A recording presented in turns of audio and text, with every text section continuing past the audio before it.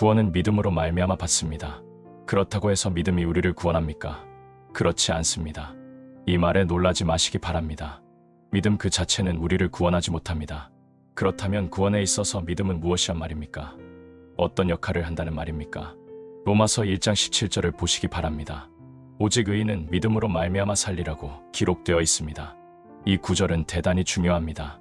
마르틴 루터가 종교개혁을 단행하는데 초석을 놓은 성경 구절입니다. 이 구절을 바르게 이해하지 못해서 기독교가 수백 년 동안 구원에 있어서 암흑기에 처했던 때가 교회 역사에 있습니다. 왜냐하면 교회에 출석하고 소위 믿음 생활한다고 말하면서도 구원이 어떻게 오는지 또는 구원을 어떻게 받는지에 대해 잘 몰랐기 때문입니다.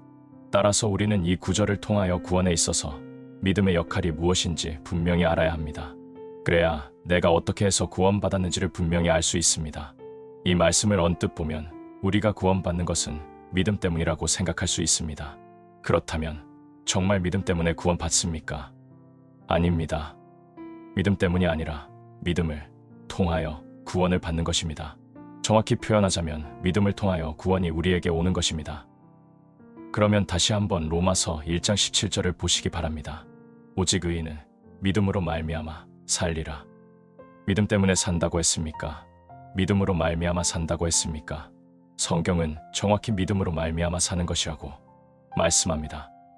여기서 말미암아라는 단어는 통하여와 의미상 동요입니다. 즉, 오직 의인은 믿음을 통하여 살리라는 뜻입니다. 무엇이 다른 것입니까? 만약 우리가 구원받는 것이 믿음 때문이라면 믿음이 우리를 구원하는 능력이 있다는 뜻이 됩니다. 그런데 믿음이 우리를 구원합니까? 그렇지 않습니다. 믿음이 아니라 우리를 구원하시는 분은 오직 십자가에 못 박혀 돌아가신 우리의 구속자 되시는 예수 그리스도 한 분밖에 없습니다. 믿음은 구원을 만들어내지도 또 이루어내지도 못합니다. 그렇다면 믿음은 구원에 있어서 무슨 역할을 합니까? 믿음은 단지 구원의 통로가 되는 것입니다. 예수님께서 우리를 구원하실 때 믿음을 구원의 통로로 사용하신다는 것입니다. 우리는 예수님께서 이루어 놓으신 구원을 믿음이라는 통로를 통하여 받아들이는 것에 불과합니다. 인간의 그 어떠한 믿겠다는 의지나 노력 또는 결정 그 자체가 결코 인간을 구원할 수는 없습니다. 따라서 성경은 믿음 때문에 구원받는다는 표현을 사용하기보다는 믿음으로 말미암아라는 표현을 사용한 것입니다. 이것이 믿음의 역할입니다. 구원이 오는 통로가 바로 믿음입니다. 구원의 원인과 근거는 오직 예수 그리스도에게만 있습니다. 우리는 믿음으로 구원을 얻었다거나 또는 우리에게 구원받을 만한 그 어떤 공로가 있다는 생각을 버려야 합니다. 구원에 있어서 믿음의 역할은 구원이 우리에게 오는 통로이자 또한 하나님께서 우리에게 주신 선물입니다. 선물이 무엇입니까? 다른 사람이 나에게 어떤 대가도 없이 공짜로 주는 것이 선물입니다. 만약 선물을 사는데 선물을 받을 자가 단돈 10원이라도 보탠다면 그것은 더 이상 선물이 아닙니다. 바울은 그리스도를 위하여 너희에게 은혜를 주신 것은 다만 그를 믿을 뿐 아니라 라고 말합니다. 이 구절에서 은혜와 선물은 동요입니다. 즉, 우리에게 선물로 주신 것이 바로 믿음입니다. 그러므로 믿음도 우리의 것이 아닙니다. 믿음은 하나님의 선물입니다. 그래서 바울은 에베소서에서 너희가 그 은혜를 인하여 믿음으로 말미암아 구원을 얻었나니 이것이 너희에게서 난 것이 아니오 하나님의 선물이라고 선언했습니다. 믿음으로 말미암아 받은 구원, 이것이 공짜 선물입니다. 이 세상에서 인간이 받을 수 있는 최고의 가치 있는 선물인 것입니다. 한국교회는 지난 수십 년간 세계가 놀랄만한 성장을 이루어왔습니다. 한국교회는 세계교회가 부러워하는 교회 성장의 대명사가 되어왔습니다. 교회는 커지고 교인 수는 늘어났습니다. 그러나 어찌된 일인지 교회에 다니면서도 구원을 잘 모르는 사람들 또한 늘어났습니다. 구원받았다고 말하는 사람들조차도 구원에 대하여 질문하면 잘 대답하지 못하게 되었습니다. 왜 그렇습니까? 교회가 구원에 대하여 정확히 가르쳐 주지 않았기 때문입니다. 구원에 관한 설교가 강단에서는 이미 진보한 것이 되어버렸습니다. 재미있고 즐길 수 있는 세상적인 이야기가 교회 강단을 이미 지배해버렸습니다. 이러다 보니 왜 교회에 다니는지 또는 왜 예수를 믿어야 하는지도 잘 모르고 교회에 다니는 사람, 즉 소위 자신들을 성도라 부르는 사람들이 늘어났습니다. 당신은 왜 교회에 다닙니까? 당신은 왜 예수를 믿습니까? 복 받기 위해서 믿습니까? 그렇다면 성경이 말하는 복받은 자가 어떤 자인가를 먼저 알아야 합니다. 부귀와 명예를 얻기 위해서 믿습니까? 소원 성취를 이루기 위해서 믿습니까? 만사 형통하기 위해서 믿습니까? 긍정적인 사고를 갖기 위해서 믿습니까? 병 낫기 위해서 믿습니까? 이런 이유들은 구원에 비하면 다 부스러기에 불과한 것들입니다. 교회에 다니고 예수를 믿는 이유는 구원받기 위해서입니다. 이것 이외에 다른 이유로 교회에 다니고 예수를 믿는 사람들은 구원이 무엇인지 전혀 모르는 사람들인 것입니다.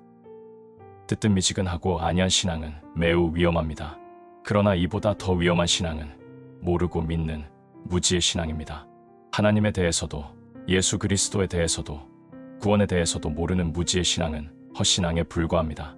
이렇게 질문하는 이들도 있습니다.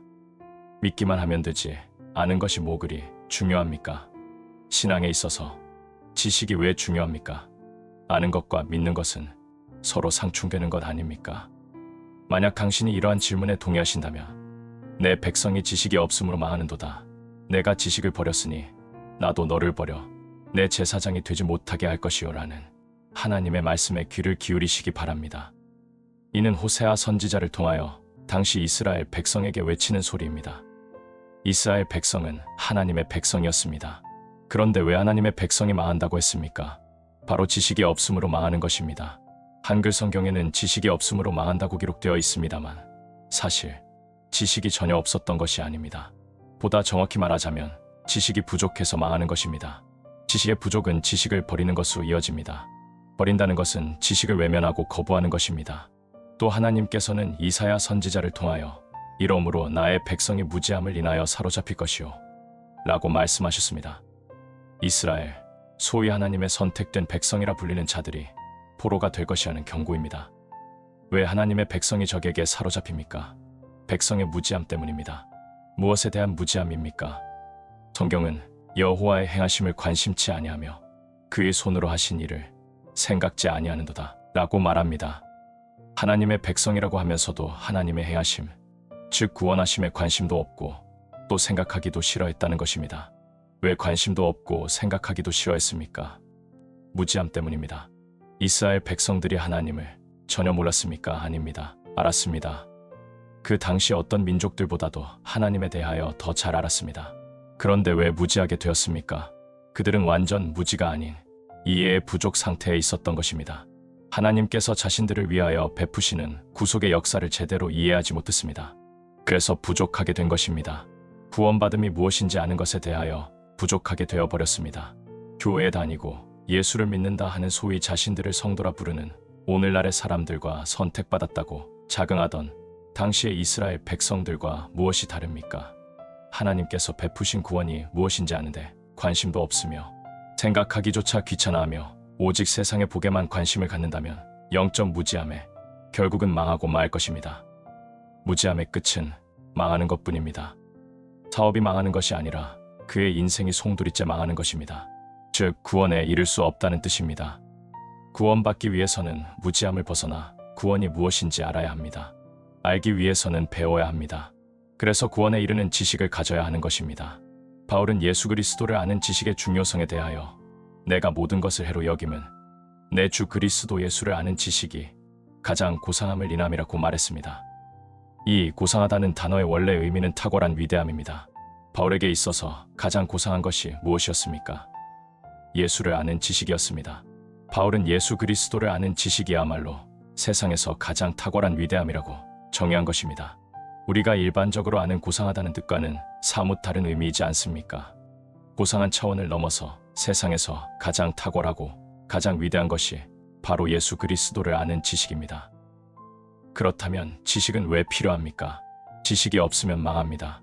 구원에 대한 지식이 없으면 내 영혼이 망합니다. 하나님의 백성들이라 할지라도 구원의 지식이 없으면 망합니다. 망할 뿐만 아니라 버림을 받습니다. 내가 지식을 버렸으니 나도 너를 버려 내 제사장이 되지 못하게 할 것이요. 자신이 버림을 당합니다. 이와 같은 무서운 경고에도 불구하고 구원에 이르는 지식에 관심을 두지도 않을 뿐더러 생각조차도 하기 싫어하는 사람들이 있습니다. 세상에만 있는 것이 아니라 내 백성 가운데 교회 안에 있다는 말입니다. 베드로는 오직 우리 주 곧 구주 예수 그리스도의 은혜와 저를 아는 지식에서 자라가라고 우리를 권면하고 있습니다. 사도 바울은 우리가 새 사람을 입었으니 이는 자기를 창조하신 자의 형상을 쫓아 지식에까지 새롭게 하심을 받은 자이기 때문이라고 말했습니다. 바울은 우리가 구원을 받은 것, 즉 새 사람을 입는 것의 범위를 우리 지식의 영역까지 포함시키고 있습니다. 새 사람을 입기 위해서는 먼저 우리의 지식이 새로워져야 합니다. 구원에 이르는 지식이 이토록 중요합니다. 구원의 무지에서 벗어나 예수 그리스도를 아는 지식 속으로 들어가야 합니다. 그리고 예수 그리스도를 바로 알아 그분이 주시는 구원에 이르러야 합니다. 호세아 선지자는 구원의 지식이 부족해서 망해가는 하나님의 백성을 향하여 여호와께 돌아가면 살 수 있다고 외쳤습니다. 살기 위해서는 알아야 합니다. 구원에 이르는 지식을 알아야 합니다. 이 세상 그 무엇보다도 구원에 대하여 힘써 알아가기를 바랍니다.